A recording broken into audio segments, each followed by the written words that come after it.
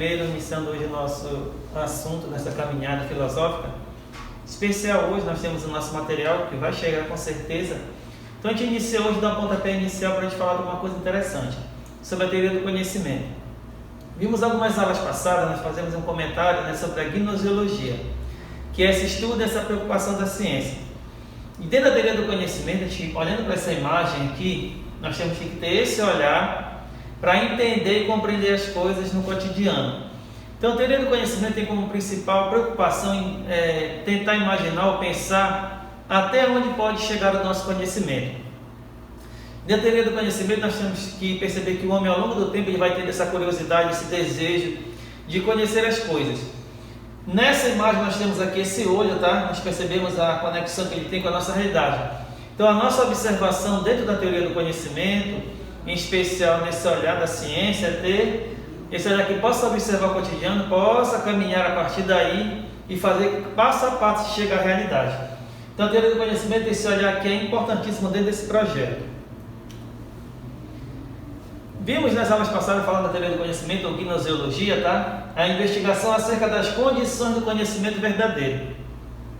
Vamos imaginando que tudo que a gente assiste, que a gente lê, a gente observa no dia a dia, a gnoseologia ou a ciência especial, a preocupação dela é saber até onde se pode chegar ao conhecimento verdadeiro, ou o que é conhecimento. Porque existem vários segmentos aí que nós percebemos no cotidiano, no dia a dia, mas afinal de contas, o que é conhecer mesmo? Como é que eu conheço? Como é que se dá esse processo? Ou ainda, qual é o conhecimento verdadeiro? Quem é que está me apresentando aquilo que na realidade pode ser conhecimento? Então, a função da teoria do conhecimento especial na gnoseologia é essa investigação acerca das condições do conhecimento verdadeiro, ou seja, quais são as condições que me levam, que me impulsionam a conhecer as coisas.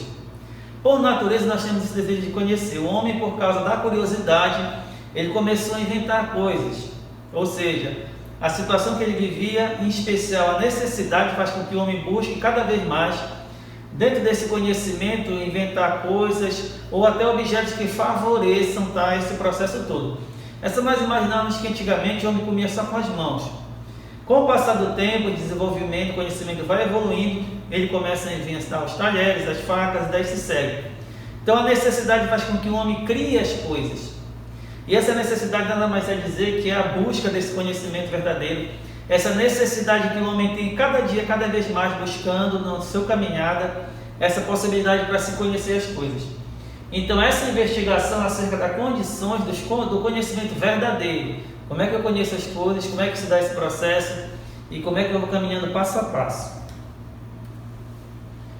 Aí vem uma coisa interessante, qual é a questão do conhecimento? Temos aqui essa imagem, tá? Onde nós temos a figura do pensador, ou seja, a primeira pergunta que vem para nós é essa: o que é conhecimento? O que vocês pensam? O que é o conhecimento? Como é que isso acontece? Como é que se dá esse processo? Como é que isso se dá no dia a dia, na caminhada de cada um de nós? Então essa figura aqui desse indivíduo pensando é o nosso papel hoje nessa caminhada, em que nós vemos a gnoseologia, em especial que vamos olhar o papel que as ciências têm nesse processo. Então a primeira pergunta é essa: o que é conhecimento? Aí vem muitas coisas na nossa cabeça, a gente começa a tentar identificar, buscar, procurar aonde é que esse processo acontece. Depois, é possível o conhecimento? Será que eu pergunto o que é o conhecimento? Agora, qual é a possibilidade para mim conhecer? De onde vem esse processo? Quem é que me funciona? Quem é que me coloca dentro dessa temática do conhecimento? Então, a gente percebe que esse desejo já vem lá dos primórdios, onde tem essa necessidade para conhecer, para entender, para perceber a sua realidade. E em terceiro momento, qual é o fundamento do conhecimento? Ou seja, aonde é que é a base? Aonde é que o homem tem esse desejo, essa necessidade? O que é conhecer? É possível conhecer? E qual é esse fundamento? Como é que se dá esse processo todo? Então imaginamos que hoje nós estamos no primeiro ano do ensino médio, adquirimos praticamente, se você pegar do fundamental onde você iniciou até agora, então você tem 8 de fundamental e mais agora você tem no primeiro, são praticamente 9 anos em que você adquiriu uma grande gama de conhecimento, muitas coisas você adquire, e a pergunta fundamental é: aonde é que está isso dentro de nós Aonde é que a gente conhece? Aonde é que está esse processo? Depois, como é que eu tive a possibilidade para conhecer? E aonde é que está o fundamento que me chegou a conhecer as coisas, a realidade, o mundo que está ao meu redor? Então esse é o desejo que se tem nesse processo da gnoseologia, em especial nessa formação das ciências, é saber que o homem tem essa necessidade, esse desejo de se conhecer. Então esses momentos aqui, o que é conhecimento? É possível conhecimento? E qual é o fundamento desse conhecimento? Então a função que a gnoseologia tem, que a gente já fez nos comentários, é isso. É essa necessidade do homem buscar no seu cotidiano, esse desejo, essa vontade para conhecer a sua realidade. Ou conhecer o seu cotidiano, o que está ao seu redor. Então essas são as questões que nós temos do conhecimento. O que é conhecimento? É possível conhecimento? E qual é o fundamento desse conhecimento? Temos algumas áreas de investigação. Vamos imaginar, se a gente está falando de conhecimento, tem essa necessidade, a gente tem que saber aonde é que está esse processo, em que local se encontra, ou em que momento se dá esse processo. Então nós temos as fontes, o processo, a atividade do sujeito e o âmbito. Quais são essas fontes? Primeiro, de todo o conhecimento. Vamos imaginar, se você imagina um grande rio, tem que se ter a fonte, é onde se começa e daí vai desenvolvendo, vai escoando essa água até chegar naquele que tiver a grandiosidade. Então todo conhecimento tem a sua fonte, tem que ter um local primeiro para que esse processo possa acontecer, possa se desenvolver, e aí a gente percebe a grandiosidade que tem esse processo do conhecimento. Depois, qual é esse processo? O que faz com que os dados transformem em juízo ou realidade? Aonde é que se dá esse processo? Vamos imaginar que nós passamos por um processo na nossa vida. No início, quando nós éramos bebês, bem novos, nós começamos a o quê? Não caminhávamos. Aí depois foi engatinhando, primeiros passos, a gente começou a andar. Assim também é o conhecimento. Existe esse processo gradativo em que o homem tem, a cada instante, a cada momento, conhecer a sua realidade. Então nós percebemos aqui que existe uma fonte para esse conhecimento. Nós percebemos que as afirmações acerca desse algo, o processo que isso se dá, a maneira como considerada a atividade do sujeito frente ao objeto conhecido, ou seja, eu conheço a minha realidade e que impacto se tem no meu cotidiano. Então imagine, em determinado momento a gente não sabíamos ler nada. Quando a gente aprendeu a ler, esse processo de juntar aqueles símbolos e depois começamos a fazer esse processo de entendimento da leitura, então essa atividade do jeito frente ao objeto conhecido, ou seja, a leitura, ou uma ciência que você aprendeu, a matemática, a física, e o âmbito do que pode ser conhecido segundo as regras da verdade, ou seja, o que eu posso conhecer da forma correta. Então esses processos, a fonte, processo e juízo, a atividade do sujeito e o âmbito é aquele local onde esse processo acontece. Então a gente percebe que ao longo do tempo o homem vai desenvolvendo esse processo todo, ele tem essa necessidade, ele precisa e ele busca essa capacidade para conhecer a sua realidade. Então é um desejo que já está no coração do homem desde o início. Cada vez mais o homem tem essa necessidade.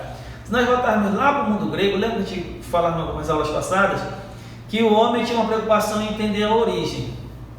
Então a partir desse processo, nós vimos no primeiro momento tínhamos um mito que justificava esse desejo de entender a realidade, de conhecer a origem de tudo.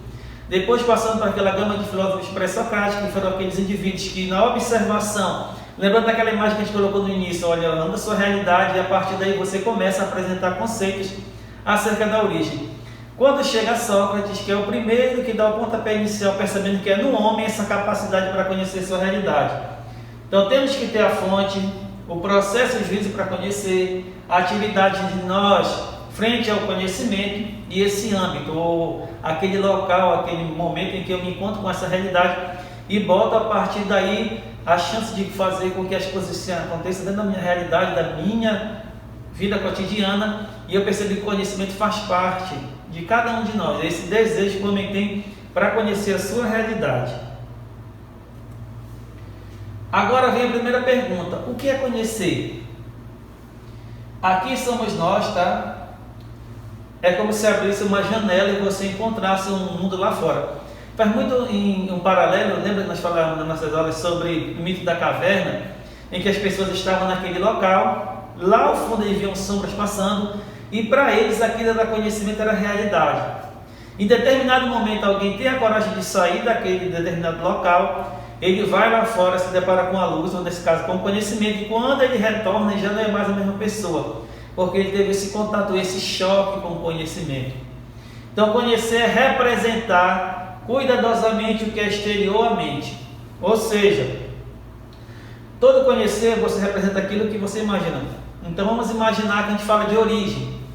Alguém pode colocar, a origem de tudo está em Deus, está na evolução da espécie, ou numa grande explosão, mas mesmo assim a gente tem esse desejo de tentar colocar isso daí.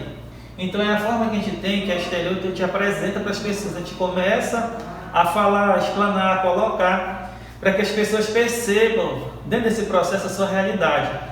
Então a gente imagina que o homem tem a cada instante essa necessidade de buscar representar de uma forma cuidadosa aquilo que ele vê como realidade. Então pode perceber, quando você está narrando alguma coisa, você vai pegando elementos para justificar aquilo que você está falando, aquilo que você está colocando, e de uma forma cuidadosa para que as pessoas consigam apreender o que você está colocando. Então o conhecer é isso, é essa representação. Se olhar e fizer um paralelo, então você pode pegar uma imagem, alguma forma que represente o conhecimento. Nós percebemos que quando a gente fala desse conhecimento, existe aquela grande interrogação, que quando você observa aquela imagem, você sabe que aquilo tem uma ligação com uma pergunta, com uma busca, com uma necessidade. Então o conhecimento é essa representação, tá? Muito parecido com isso bem aqui, é como se fosse a nossa mente e você abrindo essa porta para uma nova realidade. E dentro desse processo você faz a representação, que é colocar isso daí, para que as pessoas consigam aprender a forma como você apresenta, em especial de uma forma cuidadosa, para que as pessoas possam compreender e possam entender como é que está esse processo do conhecimento. Agora, depois do que é conhecer, existem os elementos que são importantíssimos dentro desse processo do conhecimento, que nós temos o sujeito e nós temos o objeto. No primeiro momento, qual é o papel que o sujeito tem? É aquele que conhece, nesse caso somos nós.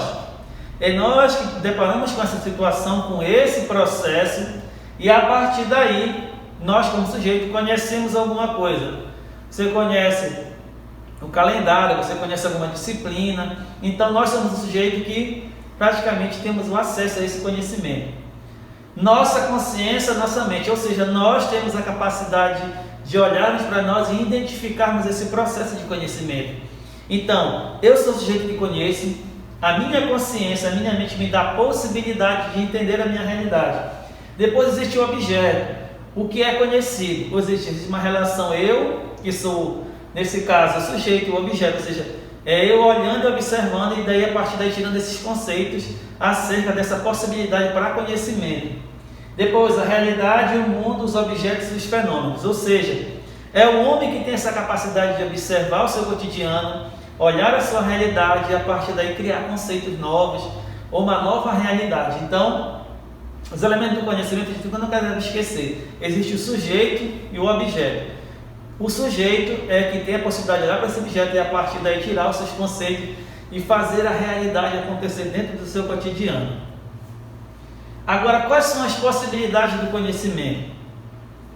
Aí vem aquela pergunta fundamental: somos capazes de conhecer a verdade? É impossível conhecermos a verdade?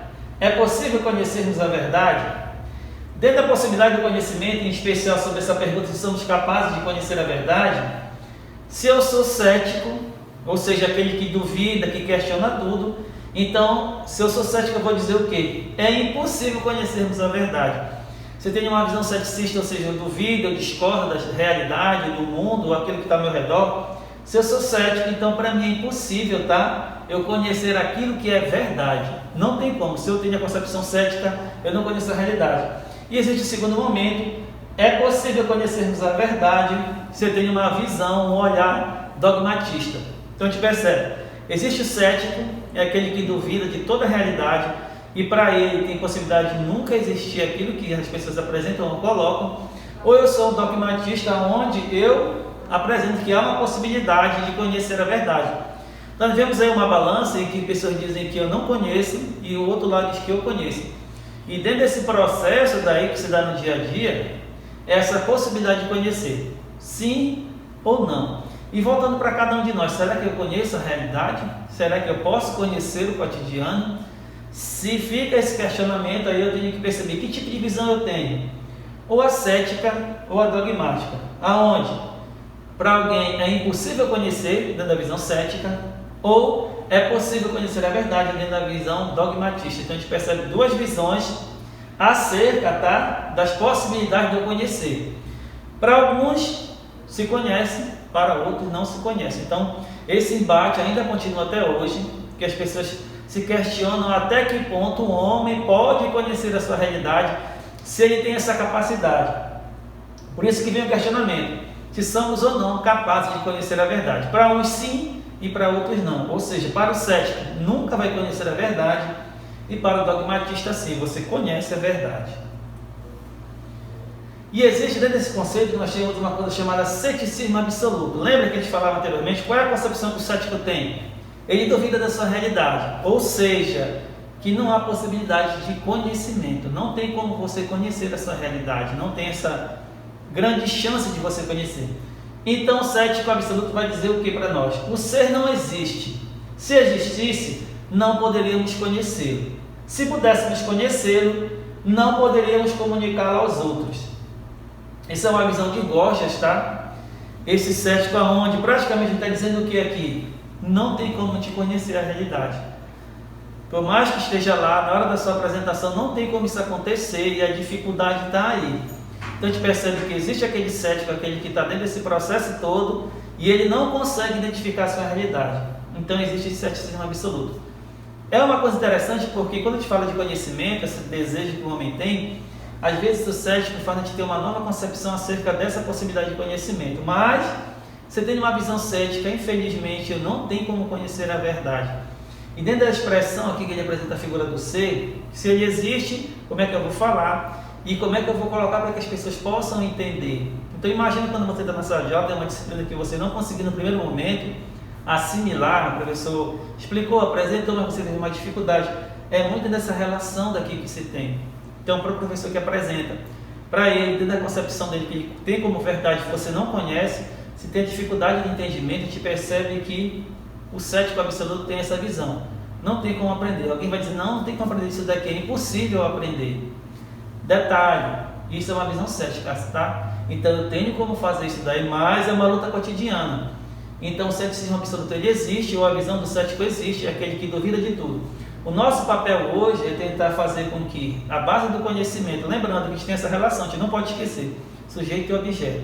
É eu como sujeito que tem a capacidade de conhecer, e o objeto é aquele que eu olho, observo e coloco, tento apresentar ele no cotidiano.